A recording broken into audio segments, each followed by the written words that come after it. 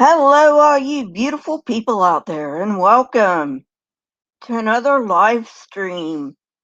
I have decided that I'm going to do a live stream about why I left Christianity. Um, I did do a deconversion video when I first started my channel. I don't think it was the first video.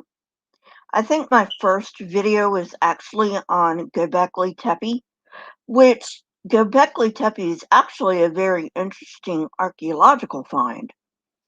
But at any rate, um, there is a deconversion video, but somebody asked me probably within the last week, and so I thought, well, you know, I can't really expect them to go all the way back to 2 or 3 years. I can't remember how long I've been doing this. For my story, and plus I probably have some things that I can add. So I decided to go ahead and do a live stream. Um, by the way, before I forget, um, I am going to be having Damien at Hope on the channel on Saturday at 9 a.m. Pacific Daylight Time. Damien is also interested in, ancient religions and stuff like that. So, we're just gonna nerd out. Um, you know, um, and he's he's really cool. Um, if you haven't subscribed to him, go ahead and subscribe to him. That's Damien, Damien at Hope, ATHOPE. And so you can go ahead and go over there and figure out what he's been doing. Um, and so anyway, so uh, getting on with why I left Christianity. Um, well, I was actually a young Earth creationist when I entered college. Now, I don't know why young earthers want to die on the hill of a young earth when the Bible doesn't even say the earth is young. That's a whole nother topic. Hey, Marianne. But anyway, they want to die on that hill. And, I guess let them. If they want to die on that hill, there's nothing I can do about it. But they're pretty much shooting themselves in the foot, because anybody who knows anything about archaeology knows that the earth is more than 10,000 years old. And I'm just talking about archaeology. I'm not even talking about geology, which puts the earth at 4.5 billion years old, or cosmology, which puts the universe at 13.8 billion years old. I know, Nevermore, right? So, at any rate, so I was a young Earth creationist when I entered college, and I was raised that way. Okay, I didn't know any better. I didn't know about all the science and all this stuff. So, uh, so I got to college, and I decided to minor in anthropology. Well, one of the subsets of anthropology is archaeology, and I love archaeology. I started taking archaeology courses, and I'm like, I just love archaeology. And that's when I found out the Earth is a lot older than 10,000 years old. And you have to realize something. Young Earth creationists, the most they'll go is 10,000 years old.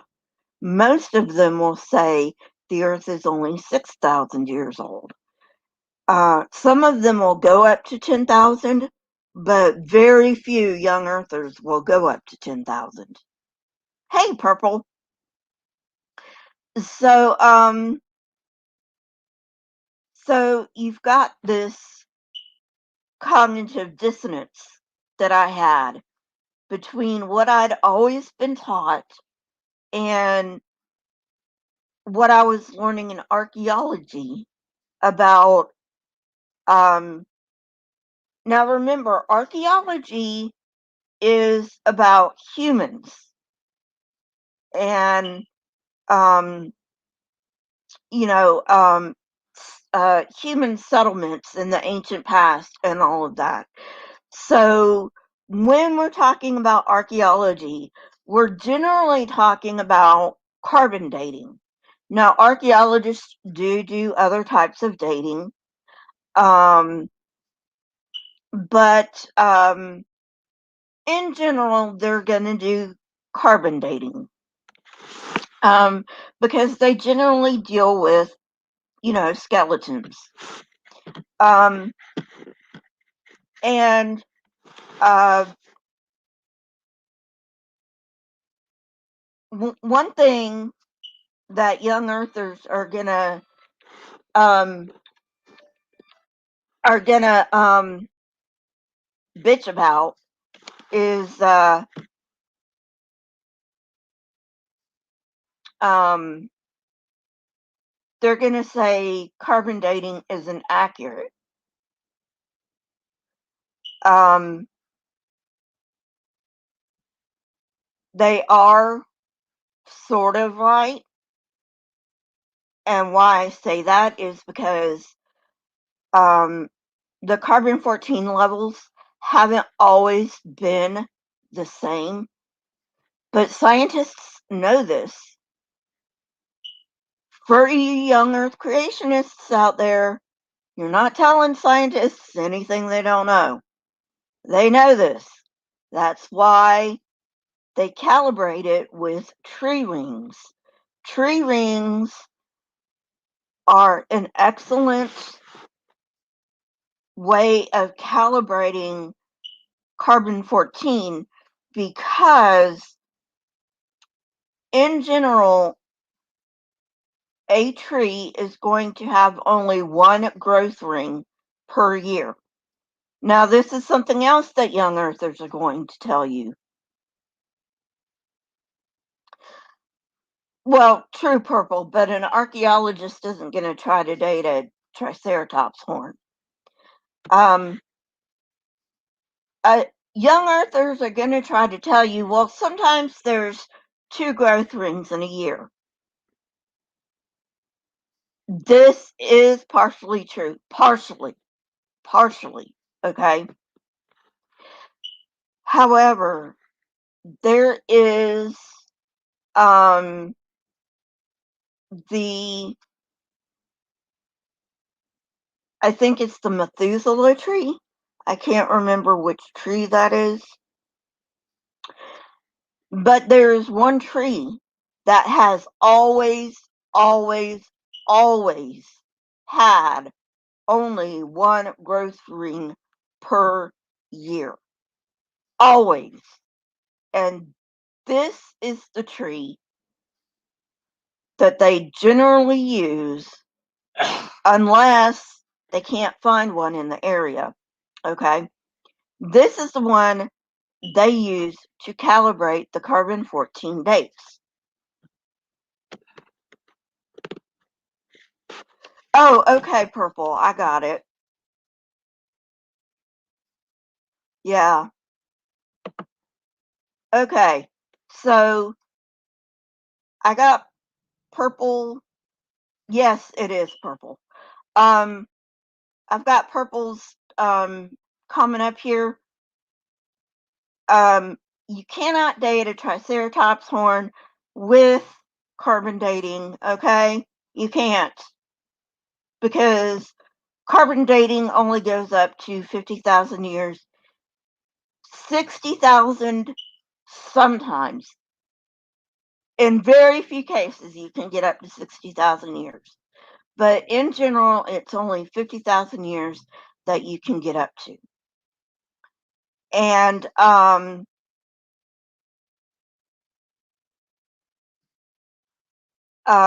they will send off things like samples from Triceratops for carbon dating, and then they're going to come back and say, well, this is really weird carbon dating. Well, of course it's weird carbon dating, because you can't date a Triceratops horn with carbon dating. It doesn't work. Okay.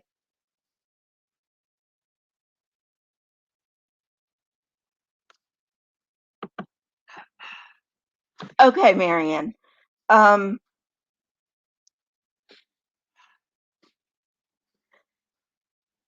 Carbon.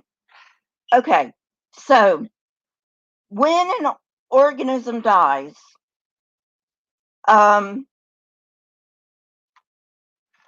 the carbon-12 and carbon-14 are in equilibrium. This is when they first die. Like they're breathing 1 minute and then they're not breathing the next. Okay.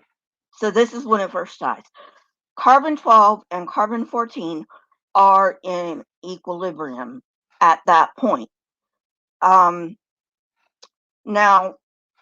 as the organism, an organic thing, such as a human being, gets farther and farther from death, carbon-12 is going to be gradually turned into carbon-14, which is radioactive. And the half-life, or the time it takes for half of the carbon-12 to go to carbon-14, is 5,730 years. Hi, Orion.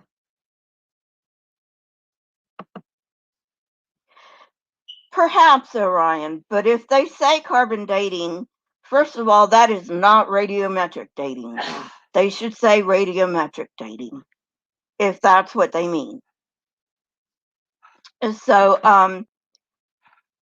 So, Marianne, that is why there is an upper limit on 50,000 years on what we can date with carbon dating.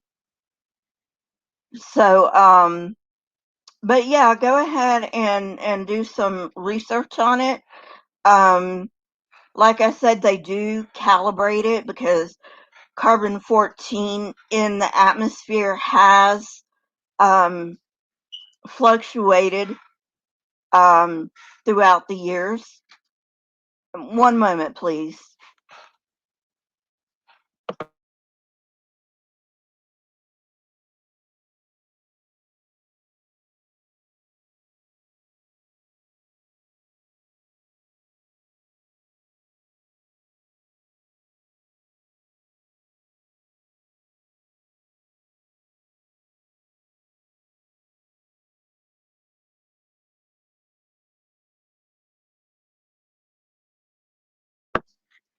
Sorry about that. I had to talk to my dad for a minute.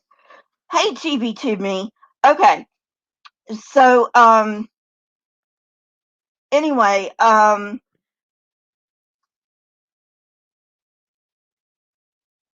so carbon dating is different from radiometric dating.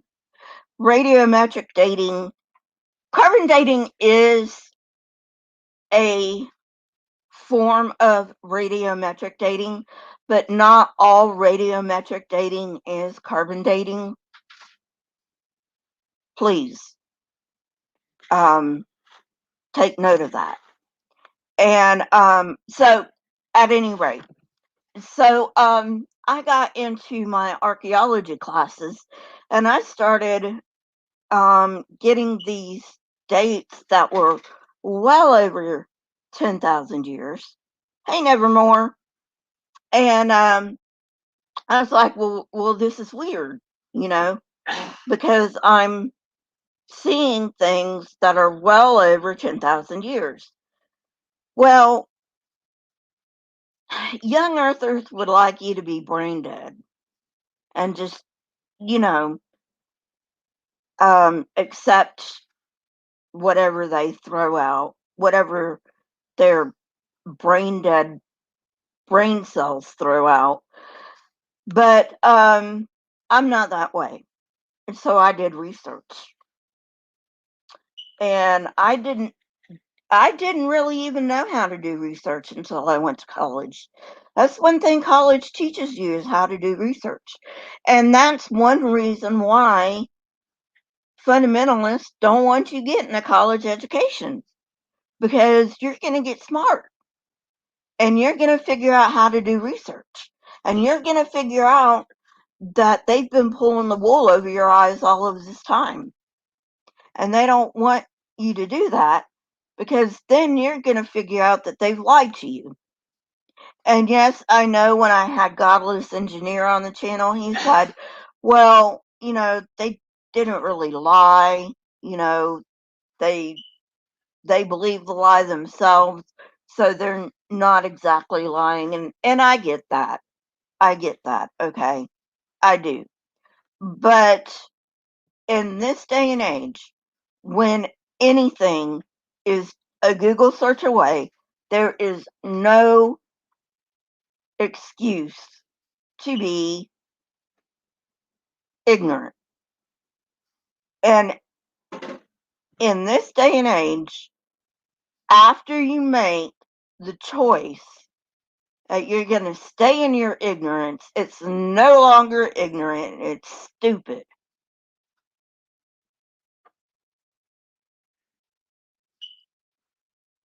So, yeah, purple, but Satan did that, you know.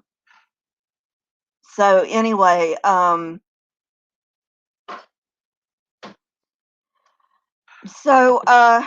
any rate, so I started looking into this stuff, you know, and then I learned, um, you know, about the Earth being 14, or sorry, the Earth being 4.6 billion years old. And then I learned about the universe being 13.8 billion years old, you know, and then I learned about life starting at about 3.5 billion years old, I think is still where they put it. Maybe somebody in the chat tell me if I'm wrong. Do they still put life at 3.5 billion years?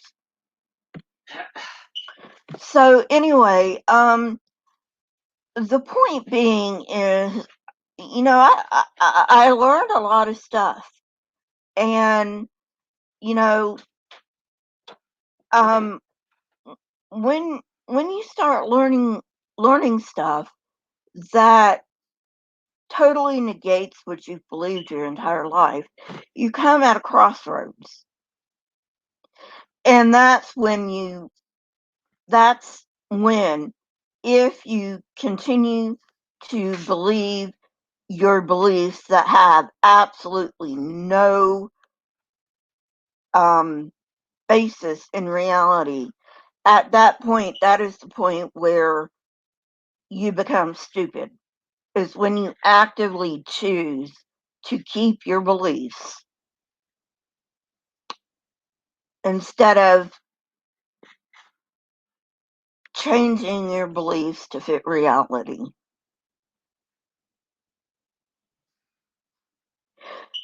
So, so then I thought, okay, I can't be a young earther anymore. I just can't. There's too much evidence. So, what'll I do now? So, I decided to become an old earth creationist. You know, now um, there are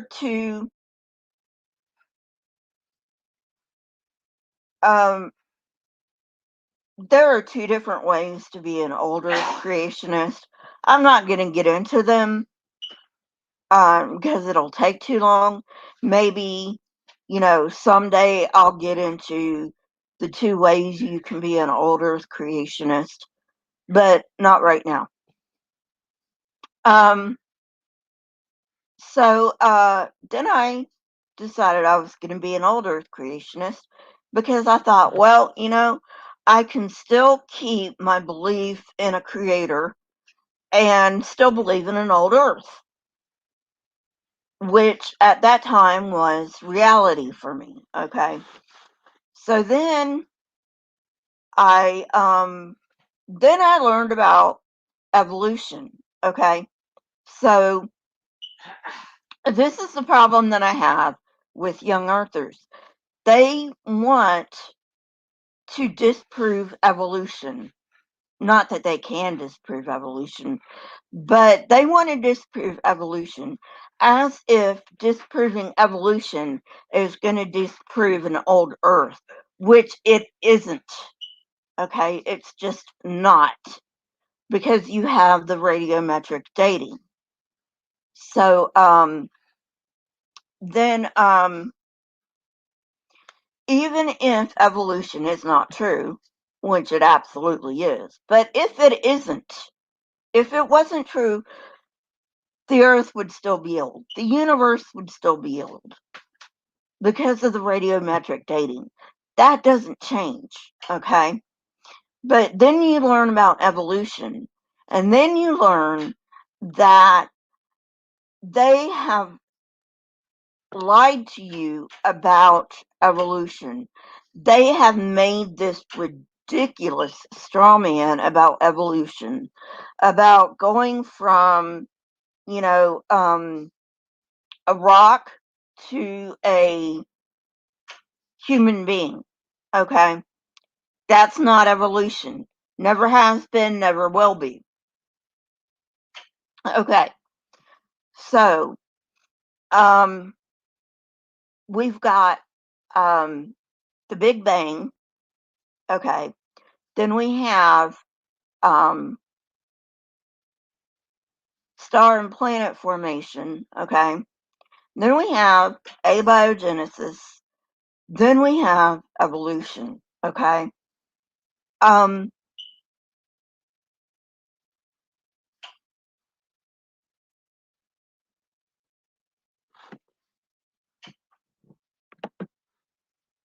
so at any rate, so we're talking about different theories. Okay. So I don't know much about abiogenesis. However, from what I do know about it, it is possible for abiogenesis to happen, and it's not, you know, raining on the rocks for millions of years, and um then the whatever falls into the ocean. It's not like that, okay? But from what I do know of abiogenesis, and I don't know much, if you want if you want to know more about abiogenesis, I would suggest going somewhere else because I don't really know much about it. Okay. But from what I can tell, it is a reasonable um, assertion because we have experiments that show amino acids can form by themselves. Okay. And so then once you get to um, the RNA world, which right now the main hypothesis is the RNA first world. So you have RNA and then you have DNA, and right now we think RNA came first, or the scientists rather think RNA came first because it is a simpler molecule than DNA, and then DNA came along, and because DNA is a more stable molecule than RNA, RNA didn't, you know, we haven't evolved out of RNA because RNA still has a place, you know. Um, so now we have DNA and RNA.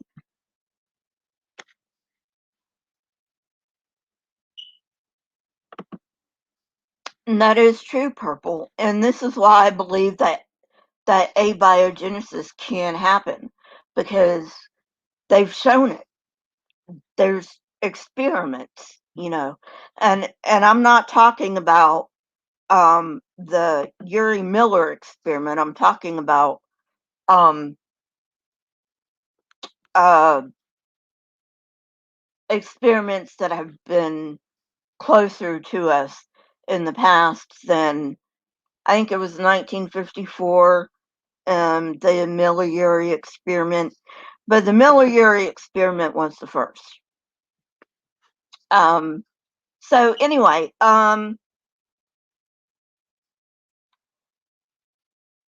we have, we do know it can happen. It just can, okay? Fuck you, creationists. It can happen. And if it can happen, why do we need a God? You know? But I wasn't quite willing to give up my God belief quite yet. But I did know that evolution happened. So I couldn't be intellectually honest and deny evolution anymore. So then I became a theistic evolutionist.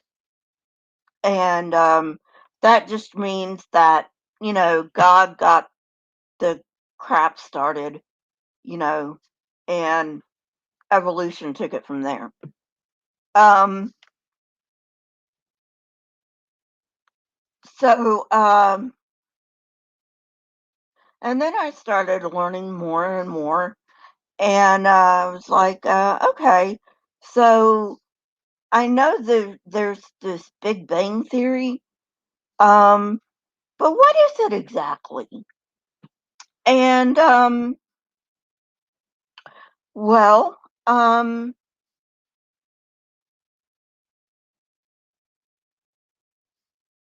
it was basically an expansion. Creationists are going to call it an explosion. It was not an explosion, okay? It was an expansion. And um, a Christian actually came up with this idea, okay? His name was George Lemaitre, and he was a Catholic priest. Yes, Catholics are Christians. Don't come for me in the comments. Catholics are Christians. I don't care what you say, fundamentalists. Catholics are Christians. Okay? So, George, he saw that that things in the cosmos were redshifting or getting farther away from each other. And so he reasoned, well, if things are redshifting and getting farther away from each other, that means in the past, um, that means things were closer together. And that means that somewhere in the far distant past, things must have been so close together that they were, in this little thing that we call a singularity, which isn't really a thing so much as a concept, you know. Um, and it wasn't matter, by the way, that was in this concept of the singularity. It was energy. However, energy can be converted to matter. E equals mc squared, the famous formula of Einstein, in which E is energy, m is mass, and c is the speed of light.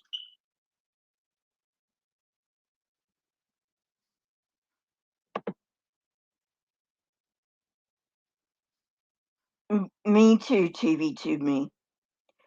So, so energy can become matter. Okay, that's just how it is. Um, if you don't like it, take it up with physics. Don't take it up with me. All right. So, well, where did the energy come from for, the expansion and the singularity? Um, we think. We don't know yet, but we think that um, the concept of the singularity was in a false vacuum state, and something tipped this false vacuum state into a true vacuum state. Now, in a true vacuum state, quarks can pop into and out of existence. Okay. Um, so, and quarks are just basically energy, if you want to think about it that way. I mean, they're not really, but I mean, you know, I'm just trying to get a basic primer on this for you guys.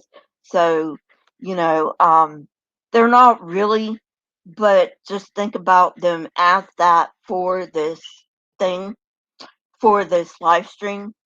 Okay. And then, so something tips from a false vacuum to a true vacuum.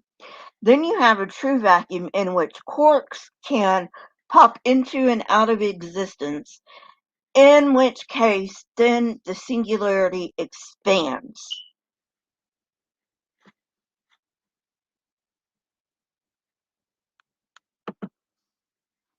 Oh, nice, Lisa. I didn't know that. Oh, I was a true blue believer, unfortunately. But I mean, I don't really, I can't say that I wish I'd never had that. Um, but at any rate, so, um, so then, like I said, the singularity expanded, because it was not an explosion. Okay, it was a singularity that expanded, and then um, we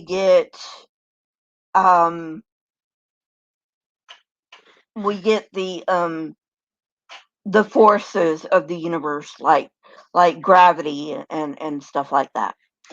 So, so yeah.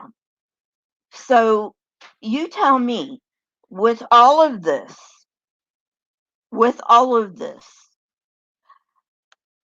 where do we need a God? Where do we need a God? Now, I will say that I leave room for a deistic God. Okay. But seriously, if there is a deistic God, there might as well not be a God. Because a deistic God really isn't going to matter much in reality. Because he really doesn't care if there is a deistic God or a deistic goddess. It's not going to matter one way or another. And so we need to get to the point where we say we are not going to allow these stupid people to have any say in what our children learn. Okay? Because it is stupid to say the earth is only 6,000 years old. It is stupid to say that evolution is not true because we can see evolution happening, and the creationists are going to say, well, where are the transitional fossils? Every single fossil we've ever friggin' found is a transitional fossil. We are transitional creatures. Now, now we are humans, okay? We're always going to be humans. 10,000 years, in 10,000 years, our descendants are going to be humans, okay? But they're not going to be like us, okay? They're only going to be humans, maybe in the cladistic sense of the word. You know, it may take more than 10,000 years. I think modern humans are 200,000 years old. So let's say 200,000 years. Okay, so let's say 200,000 years. All right. In 200,000 years down the road, if our Earth makes it that long, um, if it can withstand the abuse we're giving it, okay? Um, 200,000 years down the road, our descendants are going to be humans, but they're only going to be humans in the cladistic sense of the word, okay? We are apes. Yes, we are apes. Sorry, creationists, we are apes. Go look up the definition of the word ape, okay? Go look up the definition, the scientific definition, not the everyday definition of the word ape. Go look up the scientific definition of the word ape, and you tell me where we differ from the apes. Because guess what? You can't. True nevermore, great apes. So, so yeah. Um, and then I was still I didn't want to leave Christianity. I was like, you know what? I still want to believe in God, you know. And then, well, hot diggity dog, I started reading the Bible. I'm telling you what, the Bible is the greatest tool in the atheist's toolkit for deconverting a Christian, because that God, not only is he an absolute moron, but he is morally bankrupt. He is a genocidal megalomaniac. And if you think I'm wrong, you start with Genesis and you read to Revelation, and you will see what I'm telling you.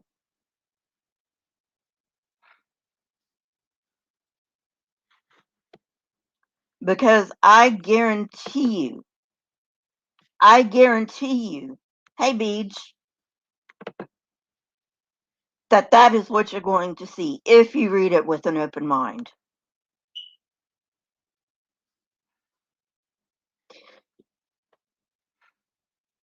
And once you get to the point where you're like, okay, these are just allegories, because you find out the creation story is shit because the creation story never happened. Okay. So then you start thinking allegorically. Well, these are allegories. Um,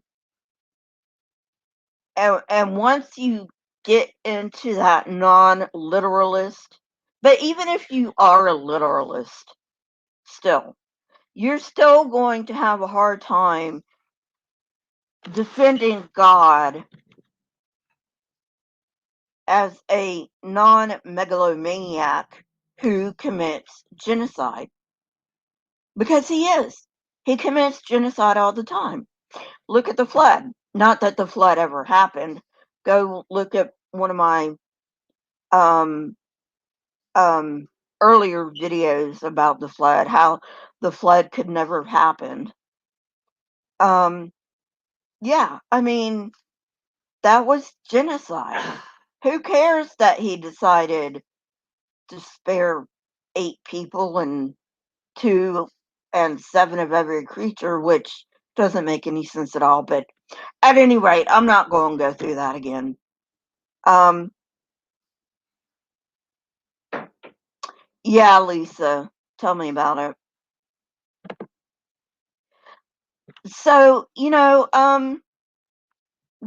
point being is, if you just learn stuff, if you have a curious mind, you know, and if you don't have a curious mind, hell, go listen to Kent Hovind. He doesn't have 2 brain cells to rub together. So, you know,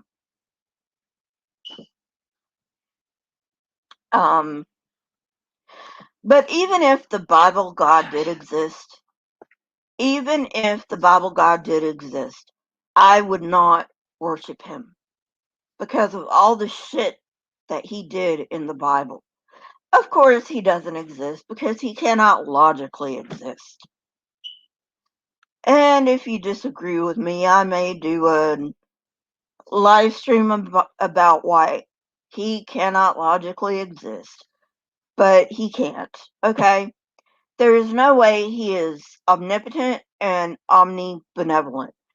That would be all powerful and on all loving. Can't happen. Can't happen.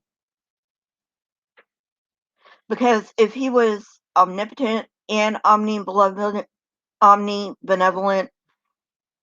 kids wouldn't be dying of cancer. Okay? Kids would not be starving to death.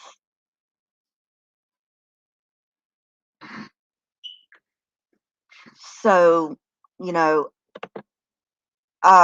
just cannot happen. Can't happen.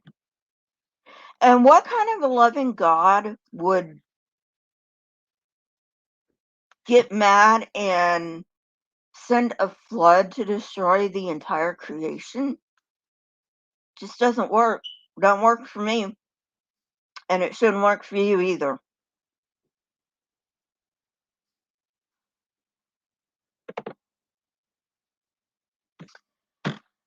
And and then you've got to think about that question. Can God make a rock too heavy that he cannot lift it? Well, that's a quandary, isn't it? Because if God can make a rock that's too heavy for him to lift it, then he's not omnipotent because he can't lift it. And if he can't make a rock that's too heavy for him to lift, then he's essentially not omnipotent because he can't make a rock that he can't lift. So, you know, Um, go figure, right? I mean, seriously, go figure. So, that's basically why I left Christianity. You know, if you Christians really want to keep people in the faith, first of all, don't go young earther. Get rid of young earther altogether. Okay. Hi, Olsma. How you doing? Oh, you're welcome. Um, I've got more of those, Olsma. And, you know, so if you want to keep people Christian, my advice, get rid of the young earth. It doesn't do anybody any good. I don't know why Christians want to die on that hill anyway, because the Bible never says anything about a young earth. Okay? Just get rid of it altogether. Okay? Stop saying evolution can't happen. You people are put into the corner so much now that you have to admit that quote unquote microevolution happens, because your own people will think you are an idiot if you don't believe that. Okay? So just get rid of the evolution can't happen. Okay? So, you know, get rid of the young earth, get rid of the evolution can't happen. You know, those two things would go a really long way in keeping people in the faith if you really want to keep people bound to Christianity. Okay?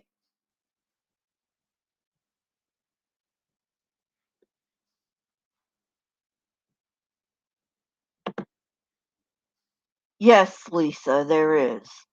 You know, um, I do have some other advice about keeping people in Christianity, but since I don't want you to keep people in Christianity, you know, I don't really care if people believe in Christianity or not.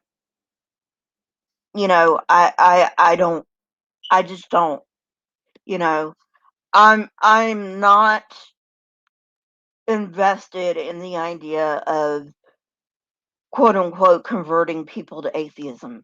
I'm just not.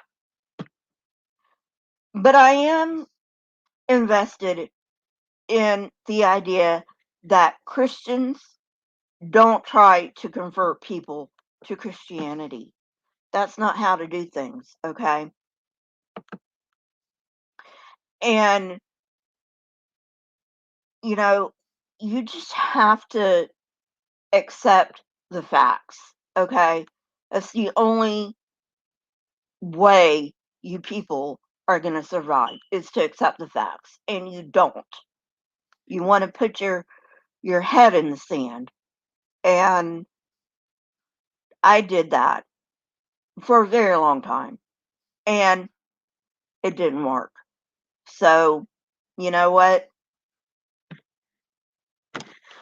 I'm out of it now, and I have a channel that's telling people the truth.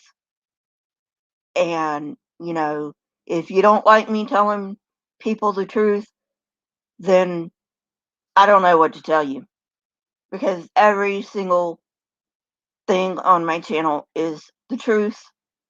And, you know, fuck off if you don't want to hear the truth. That's all I gotta say.